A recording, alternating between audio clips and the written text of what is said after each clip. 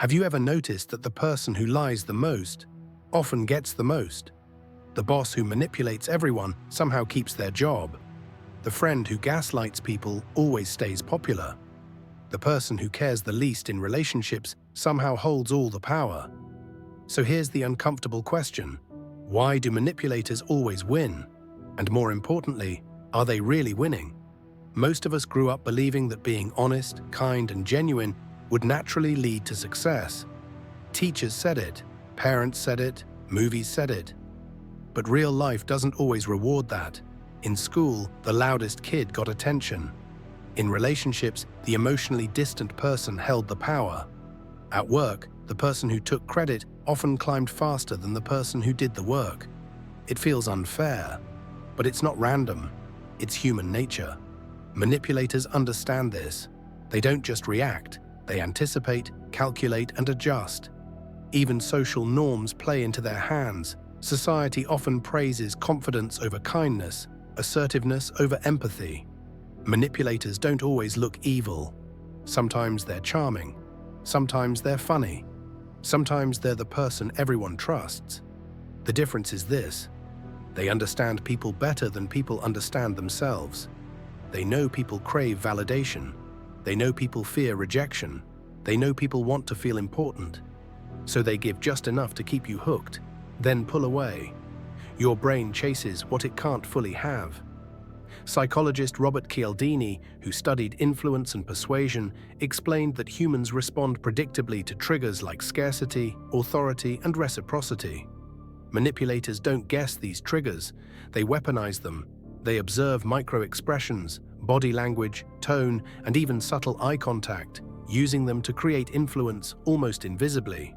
We like to believe the world is fair, that good people rise and bad people fall. But history tells a different story.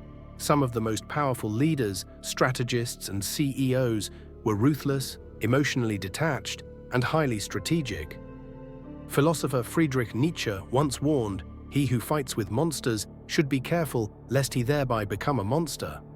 Nietzsche understood that power often requires traits society calls immoral. Manipulators don't wait for fairness. They engineer outcomes that benefit them. History is full of examples, from Machiavelli's cunning political tactics to modern CEOs who rise by controlling perception rather than purely creating value. Even in literature, characters like Iago in Othello show how subtle manipulation can give ultimate control over events. Modern psychology actually backs this up. There's a concept called the dark triad: narcissism, Machiavellianism, and psychopathy. People with these traits are often charming under pressure, willing to take risks others won't, less affected by guilt or empathy. A study published in Personality and Individual Differences found that Machiavellian individuals often perform better in competitive environments. In simple terms, they play the game better because they don't care about the rules. Even research on negotiation tactics shows that individuals who employ subtle manipulation often achieve higher outcomes than those relying solely on honesty or fairness. Think about relationships. The person who cares less usually has more power. The person who texts slower seems more valuable. The person who sets boundaries controls the dynamic. Manipulators understand this instinctively. They create uncertainty. They withhold affection. They make you question your worth. Your brain, wired for attachment, chases them harder.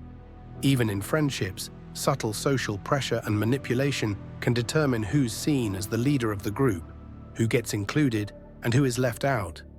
In workplaces, manipulators rarely work the hardest. They work the smartest socially. They take credit subtly. They align with powerful people.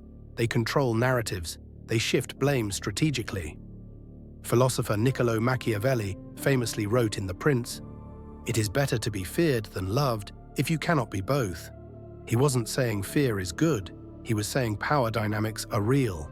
Even today, studies show that people with moderate Machiavellian tendencies often rise faster in corporate hierarchies. But here's the part nobody glamorizes.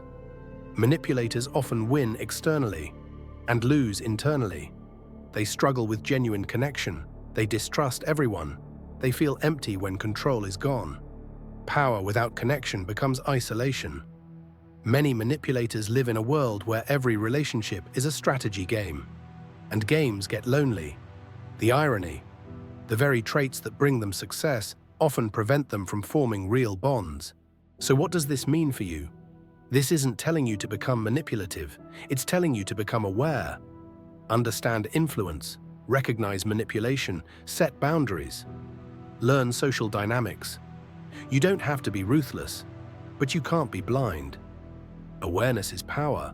Understanding how others play the game gives you the ability to choose how to respond. Manipulators often win because they understand human psychology.